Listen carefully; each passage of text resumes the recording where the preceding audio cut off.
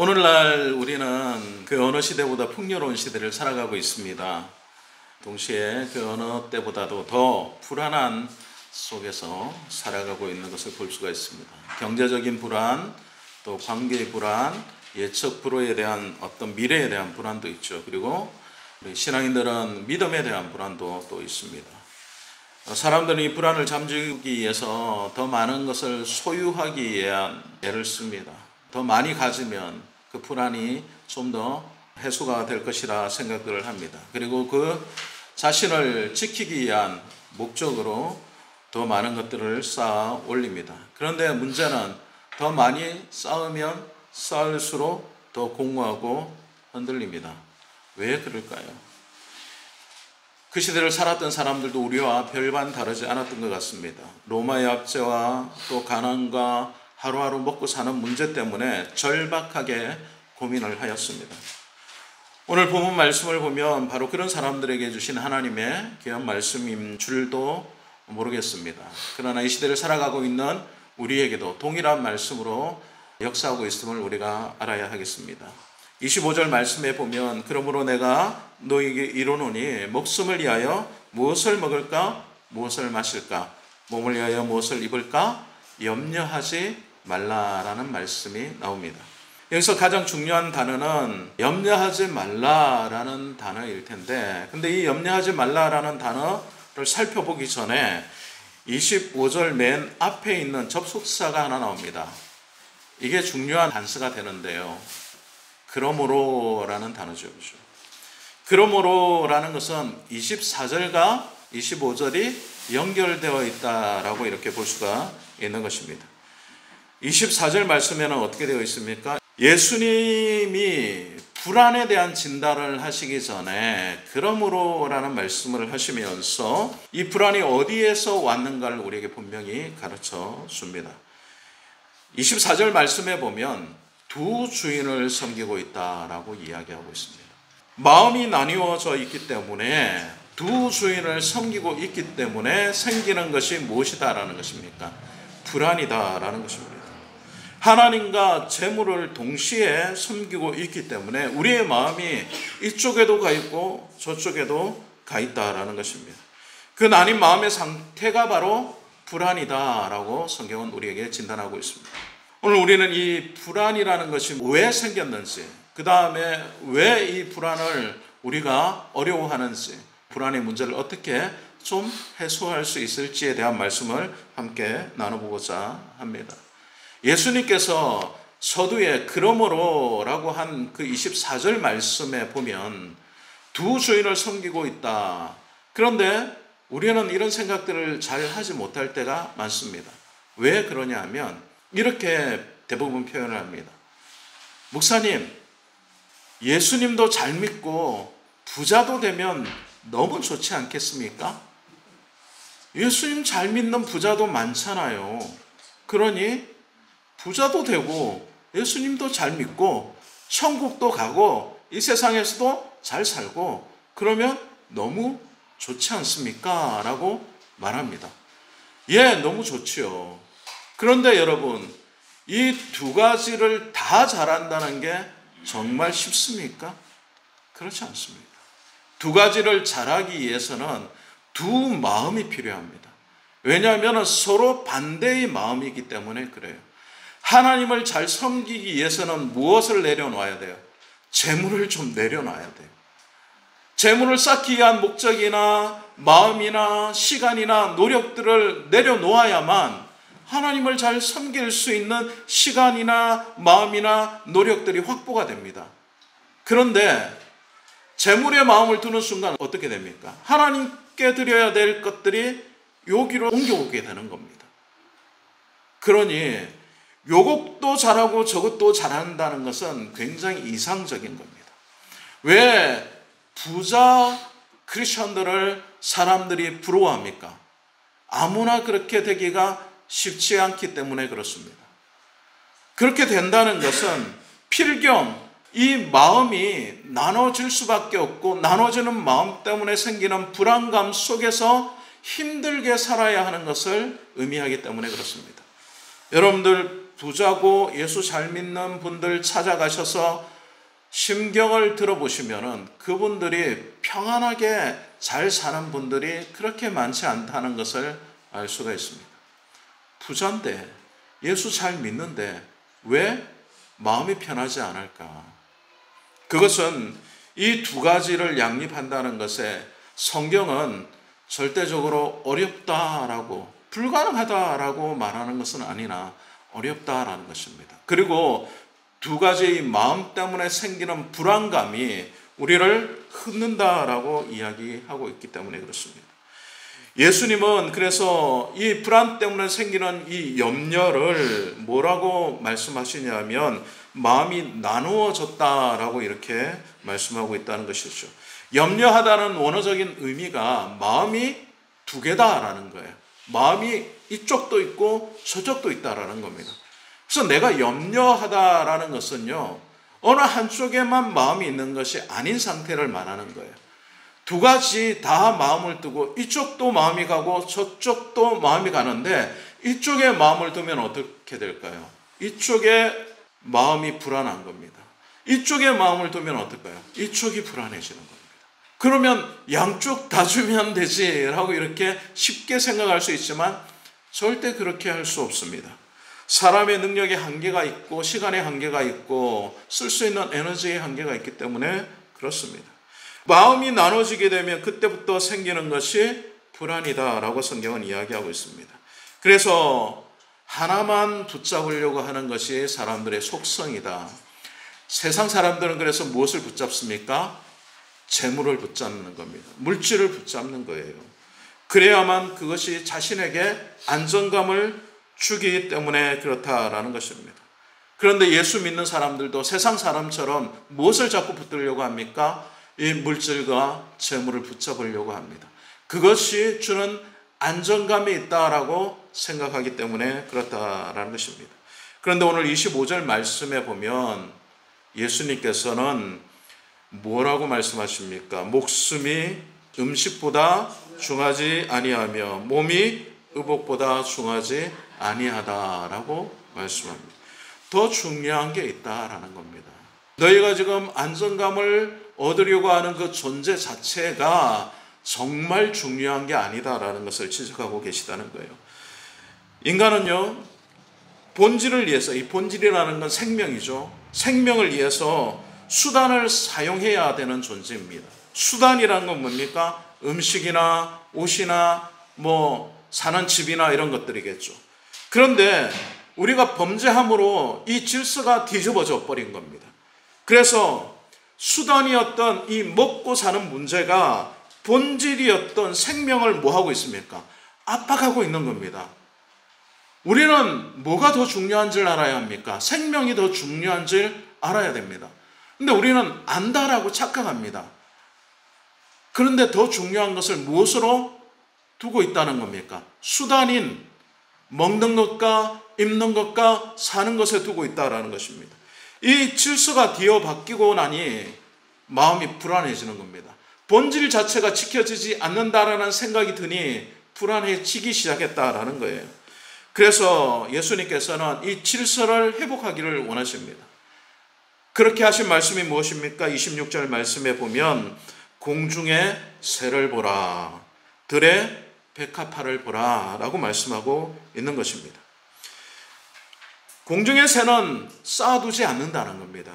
백합화는 어떻게 한다는 겁니까? 길쌈하지 않는다. 그것을 옷을 지어 입으려고 하지 않는다라는 겁니다. 자기를 애써 꾸미려고 노력하지 않는다. 그것에 시간과 에너지를 투자하지 않는다는 겁니다.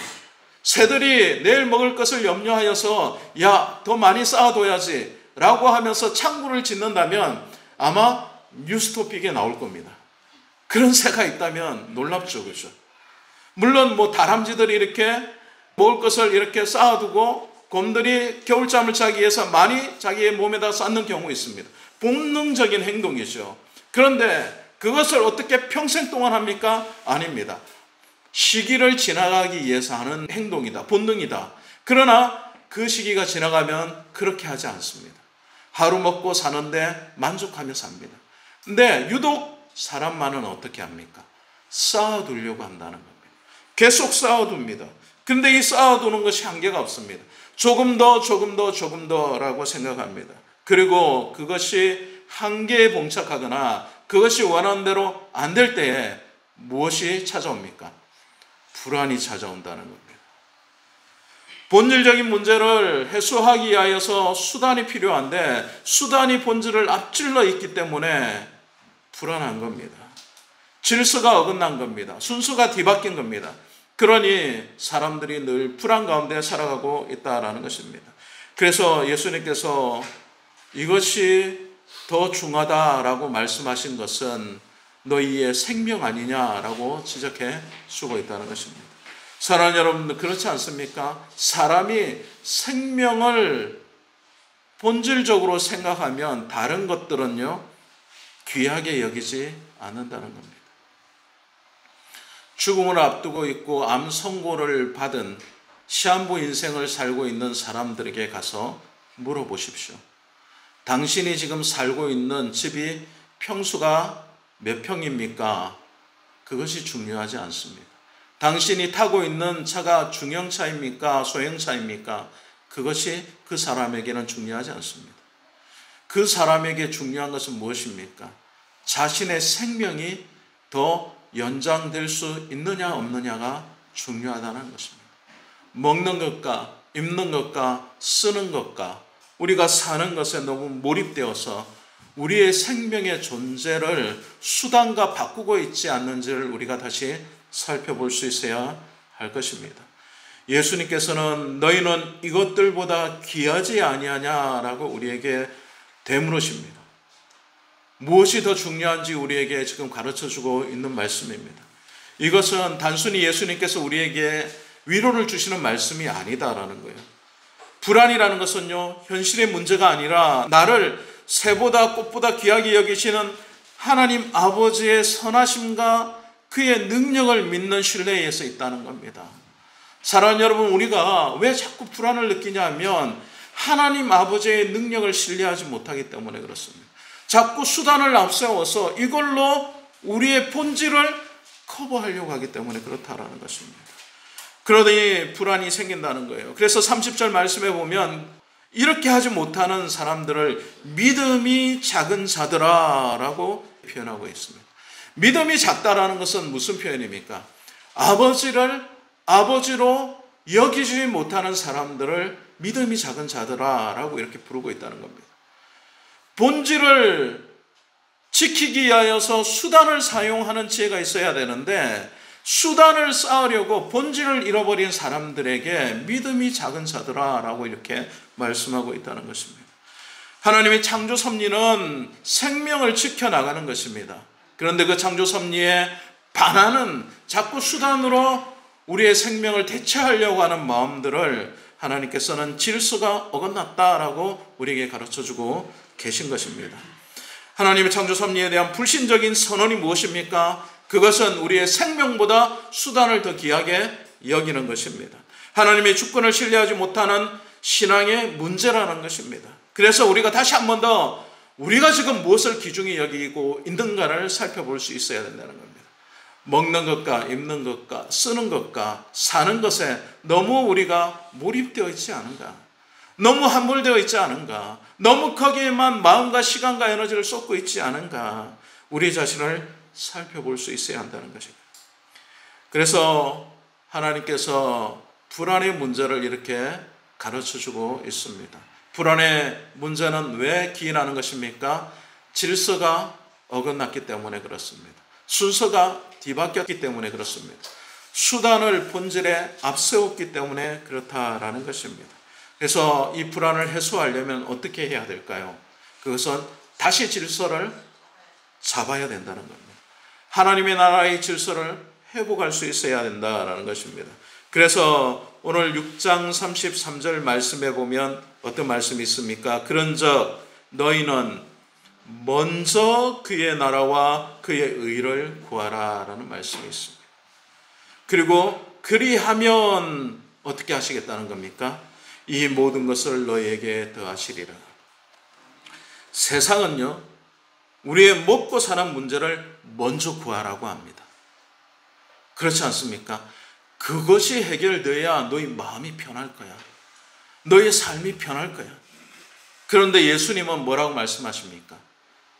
이 모든 것보다 무엇을 먼저 구하라고요? 하나님 나라를 먼저 구하라 라고 말씀하고 있다는 것입니다. 그러면 이 모든 것을 어떻게 하시겠다는 거예요? 하나님이 책임져 주시겠다라는 겁니다. 이것을 하지 못하는 사람들을 뭐라고 말씀하냐? 이방인들이다 라고 이렇게 말합니다. 이방인들은, 하나님을 알지 못하는 사람들은 무엇을 먼저 구한다는 겁니까? 수단을 먼저 구한다는 겁니다. 먹고 사는 문제를 먼저 구한다는 거예요. 근데 하나님을 믿는 사람들은 뭘 먼저 구할 수 있어야 된다는 겁니까? 하나님 나라와 그의 의를 구할 수 있어야 된다라는 겁니다. 여기서 중요한 건 먼저라는 겁니다. 먼저라는 것은요, 시간의 순서가 아니에요. 삶의 최우선이 뭐냐라는 겁니다. 우리의 삶의 최우선이 뭐냐? 그 삶의 최우선을 너희가 어디에 두고 있느냐를 질문하고 계시다는 겁니다. 그의 나라와 그의 의를 구하라. 하나님 나라와 그의 의를 구한다는 것이 우리의 삶에 무엇이 되어야 한다는 겁니까? 최우선이 되어야 한다는 거예요. 근데 우리는 자꾸 뭘 구하고 있습니까? 먹고 사는 문제를 먼저 구하고 있는 겁니다. 질서가 어긋난 거예요. 문제가 지금 뒤바뀐 거예요. 그러니 어떻습니까? 자꾸 불안해진다라는 겁니다. 나의 의를 먼저 구하니까, 나의 의를 채우니까, 먼저 그것을 해결하려고 하니까 불안해진다는 겁니다. 채워도 채워지지 않는 그 불안, 우리를 자꾸 억누르게 되더라라는 겁니다. 그래서 순서를 바꿔라, 질서를 회복해라 라고 오늘 말씀을 통하여 우리에게 가르쳐주고 있는 것입니다. 먼저라는 것은 순서이기도 하지만 더 중요한 것은 우리의 삶의 최우선 순위가 뭐냐라고 질문하고 계신 겁니다. 우리의 삶의 최우선 순위가 먹고 사는 문제이면 우리는 세상 사람들과 별반 다르지 않는 삶을 지금 살아가고 있는 것입니다. 그렇다면 그의 의를 구한다는 것은 무엇입니까? 나의 의를 포기하고 하나님의 의를 쫓아간다라는 것입니다. 나의 수단과 방법을 채우기 위한 것이 아니라 하나님의 본질을 채워가는 것을 말한다는 것입니다. 그분의 통치 방식을 따라 살아가는 것을 의미한다라는 것입니다. 그렇다면 결국은 불안을 이기는 것은 무엇입니까? 그것은 우리가 뭔가를 자꾸 노력해서 채워서 쌓아서 해결되는 것이 아니라 삶의 중심의 질서를 바르게 세우는 것이다 라는 것입니다. 그것은 우리의 왕이 누구시냐라는 것을 바르게 인식하는 것과 동일하다라는 것입니다. 우리 삶의 중심에 무엇이 있냐? 물질이 있냐? 먹고 사는 문제가 있냐? 아니면 우리의 삶의 중심에 하나님이 계시냐? 그 차이에 따라 우리는 질서가 어긋나게 살아갈 수도 있고 하나님의 질서에 부합된 삶을 살아갈 수도 있다라는 것입니다. 그리스도인들이 왜 이 세상을 살아가면서 불안합니까? 왜 우리의 삶이 자꾸 두려움으로 점철됩니까?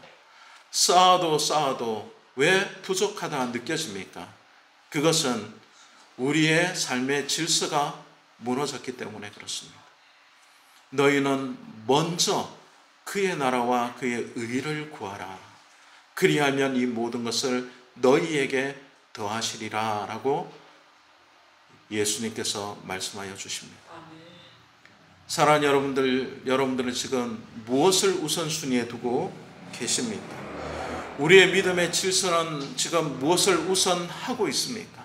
우리 스스로를 좀 살펴볼 수 있어야 될 줄로 믿습니다.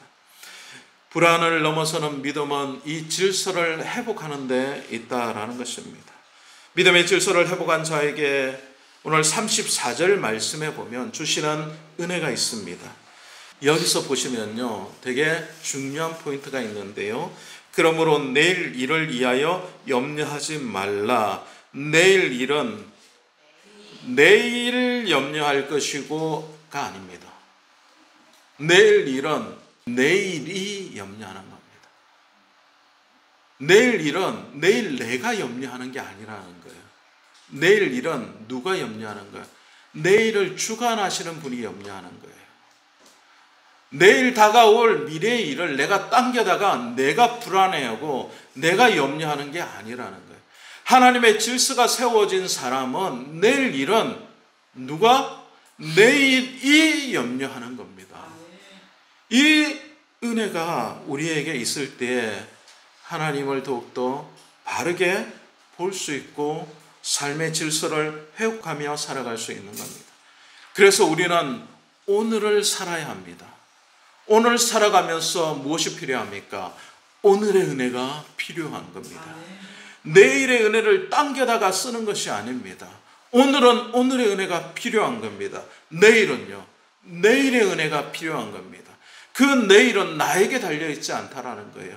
내일 일은 내일이 염려하는 겁니다. 하나님께서 우리의 장래를 책임져 주시는 분이라는 것을 우리가 믿고, 하나님께서 이 세상을 창조하시고 주관하시고 하나님이 능력 많으시는 분이라는 것을 믿는다면 내일 일은 내일이 염려하게 해야 한다는 것입니다. 내일의 염려를 끌어와서 오늘 염려하고 있다면 우리는 불안할 수밖에 없다라는 것입니다. 그래서 창조의 질서를 올바로 깨닫고 살아가는 사람은 오늘 주어진 삶에 최선을 다할 수밖에 없는 겁니다. 그리고 그 질서 속에서 하나님을 최우선적으로 살 수밖에 없는 겁니다. 그런 사람에게 무엇이 주어집니까? 샬롬의 은혜가 주어진다라는 것입니다.